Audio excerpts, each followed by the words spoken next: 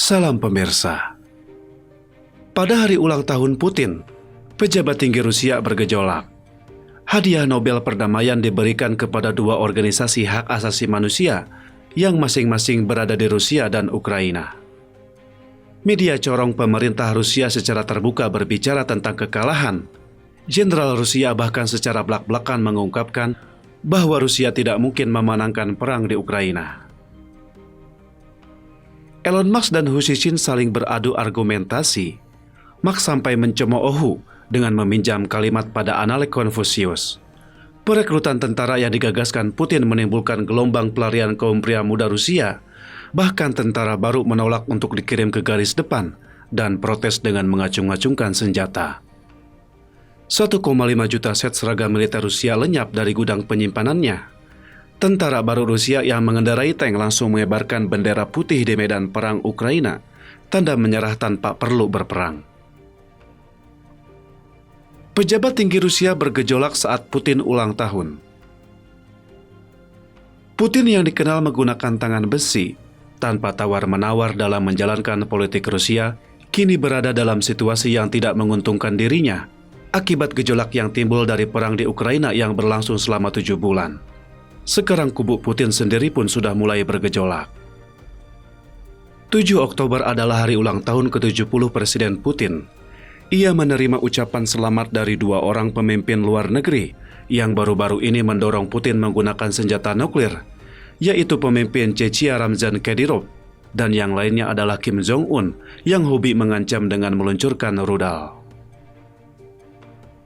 Bedanya ulang tahun ini, Putin dipenuhi oleh bau mesiu yang menyesakkan dada ketimbang bau harum kembang yang menyegarkan. Namun, dilihat dari jadwal kerjanya hari itu, Putin seharusnya tidak bersemangat untuk merayakan ulang tahunnya. Bagaimana tidak karena kekhawatiran eksternal sudah di depan mata, bahkan Kremlin yang monolitik juga sedang mengalami masalah internal. Menurut intelijen Amerika Serikat, lingkaran dalam Putin mulai mengeluhkan soal perintah perang yang tidak tepat dan menuntut Putin mundur karena kekalahan militer Rusia di Ukraina. Para eksekutif Rusia yang memiliki koneksi ke lingkaran politik tingkat tinggi menggambarkan situasi saat ini di Kremlin sebagai kritis dan mengungkapkan bahwa jika perang terus menguntungkan pihak Ukraina, pertikaian internal kubu dapat segera pecah. Jika rumor yang beredar itu belum bisa dikatakan sebagai adanya pertikaian dalam internal kubu Putin, maka perubahan di media Rusia baru-baru ini mungkin cukup bagi kita untuk menilai adanya sebuah perubahan besar dalam situasi politik Rusia. Artinya, dalam beberapa hari terakhir, media yang dijadikan corong pemerintah Rusia dan dikendalikan secara ketat, tiba-tiba mulai berbicara secara terbuka tentang kekalahan tentara Rusia di Ukraina, dan bahkan seorang jenderal Rusia memberikan pidato di TV dan langsung menyimpulkan bahwa tentara Rusia tidak bisa memenangkan perang tersebut.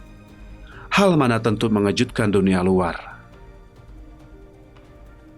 Hal lain yang membuat suasana hari ulang tahun Putin tidak menggembirakan adalah soal hadiah Nobel Perdamaian tahunan yang diberikan kepada pejuang hak asasi manusia Belarusia dan dua organisasi hak asasi manusia di Rusia dan Ukraina. Komite Nobel dalam pujiannya mengatakan bahwa para pemenang selama bertahun-tahun telah mengadvokasi hak untuk mengkritik pihak penguasa dan melindungi hak-hak dasar warga negara. Mereka terus berupaya tak kenal lelah untuk mendokumentasikan kejahatan perang, pelanggaran hak asasi manusia yang dilakukan pihak penguasa, dan secara kolektif menunjukkan pentingnya masyarakat sipil untuk ikut menjaga perdamaian dan demokrasi. Di antara mereka, organisasi hak asasi manusia Rusia pemenang penghargaan Remembrance didedikasikan untuk mendokumentasikan penindasan politik dan pelanggaran hak asasi manusia oleh pemerintah Rusia dan telah mengekspos dan mencegah Rusia menjadi negara militeristik. Tentu saja, organisasi ini telah dibubarkan secara paksa oleh Putin sebelumnya. Sedangkan pemenang lainnya, Pusat Kebebasan Sipil Ukraina telah mengumpulkan dan mencatat sejumlah besar kejahatan perang yang dilakukan oleh tentara Rusia terhadap warga sipil Ukraina setelah pecahnya perang Rusia-Ukraina.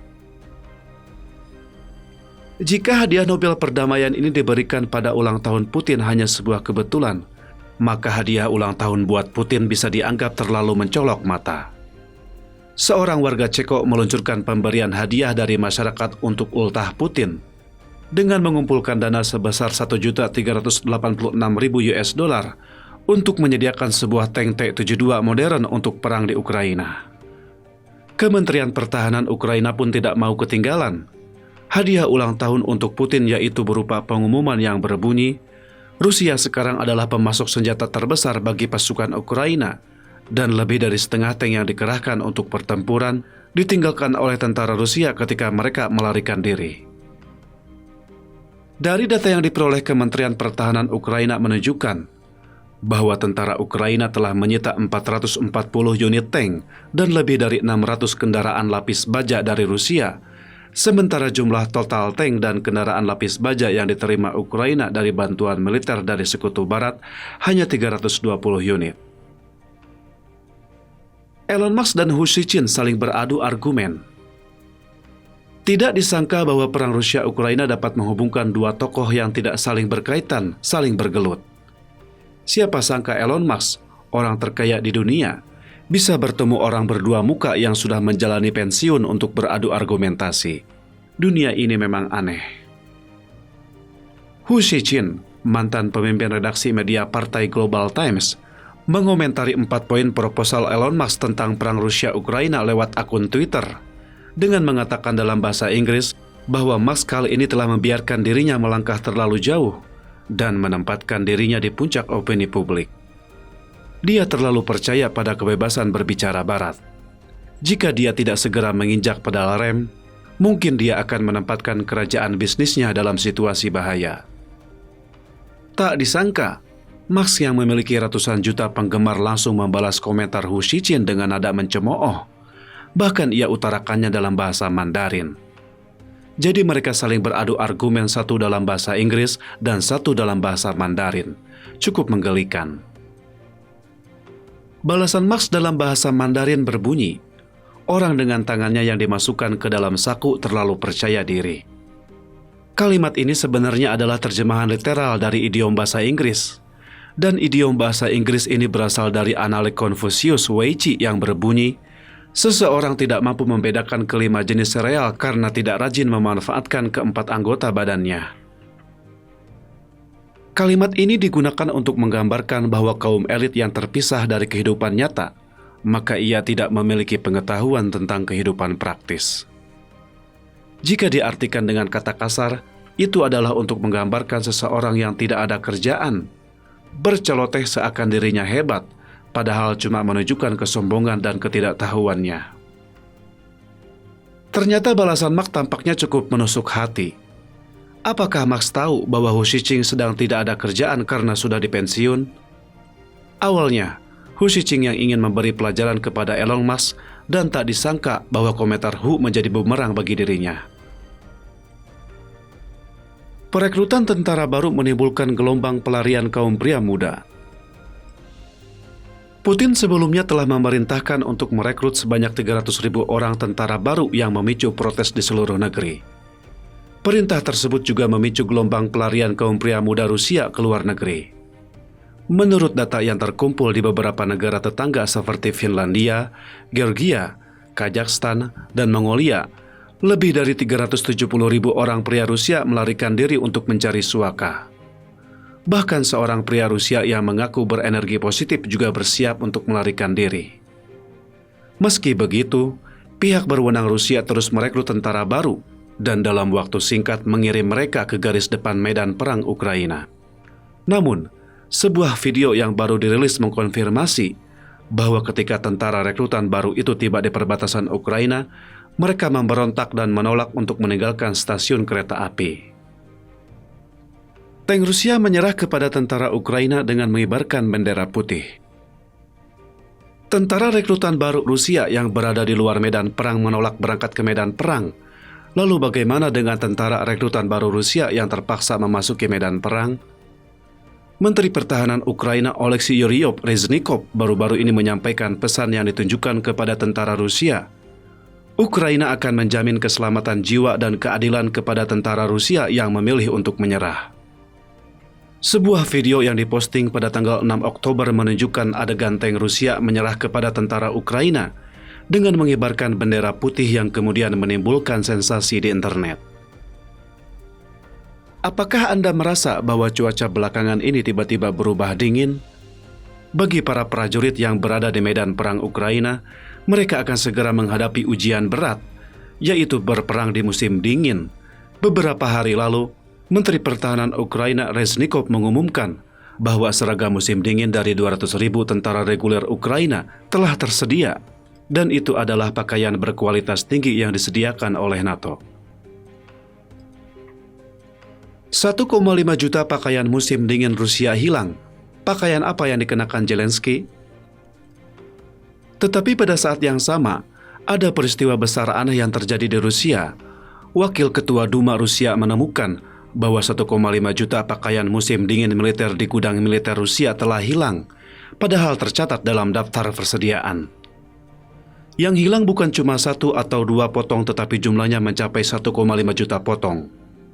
Kabarnya, otoritas telah membentuk tim investigasi, tetapi sampai sekarang belum jelas mengapa seragam militer yang menumpuk seperti gunung bisa lenyap tanpa ada yang tahu. Berbicara tentang seragam militer, apakah Anda juga memperhatikan bahwa Zelensky telah mengenakan seragam militer sejak awal perang berkobar? Lebih sering ia menggunakan t-shirt hijau. Bahkan ketika bertemu dengan para pemimpin negara-negara barat, Presiden Zelensky juga mengenakan pakaian sipil. Kurang serasi tampaknya jika dibandingkan dengan jas serta sepatu kulit yang dikenakan para pemimpin. Tetapi justru terlihat lebih menonjol. Berbicara soal urusan militer, asumsi orang adalah saling membunuh. Di bagian akhir dari video ini saya sampaikan mengenai penasaran saya terhadap pakaian yang dikenakan Zelensky. Satu hari saya tiba-tiba melihat ada seorang reporter independen di internet yang coba memberikan penilaian harga terhadap pakaian Zelensky yang sering ia gunakan dalam penampilannya.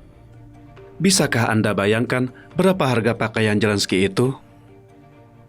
Pakaian Zelensky, t-shirt hijau zaitun yang paling terkenal bernilai sekitar $5, celana panjangnya sekitar $27, jaket berkeras stand up sekitar $10, yang paling mahal adalah sepasang sepatu kets, harganya sekitar $53. Jadi seluruh perlengkapan yang dikenakan pada tubuh Zelensky hanya berjumlah $96 atau kurang dari $100 yang telah mampu membangun mode terpanas pada hari ini. Bagaimana pendapat Anda? Cukup sekian dulu topik kita hari ini. Terima kasih atas perhatiannya.